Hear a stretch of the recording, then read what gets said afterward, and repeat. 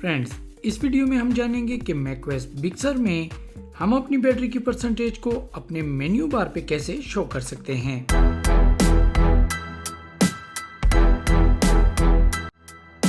तो friends, macOS big sur में अपनी बैटरी की परसेंटेज को अपने मेन्यू बार पे शो करने के लिए आप अपने सिस्टम प्रेफरेंसेस में जाएं और डॉक एंड मेन्यू बार पे क्लिक कर दें। अब आप डॉक एंड मेन्यू बार की साइड बार से थोड़ा नीचे की तरफ आकर बैटरी पे क्लिक कर दें। अब आप इस शो परसेंटेज पे क्लिक करके अपने मैक में बैटरी की परसेंटेज को अपने मेन्यू बार पे डिस्प्ले कर सकते हैं। तो फ्रेंड्स, अगर आपको इस वीडियो से कुछ हेल्प मिली हो तो प्लीज़ इस वीडियो को लाइक और अपने दोस्तों के साथ शेयर ज़रूर कीजिएगा। मैकओएस के बारे में अगर आप मज़ीद जानना चाहते हैं तो हमारे चैनल MZ लर्निंग को सब्सक्राइब कर लें। Thank you so much for watching.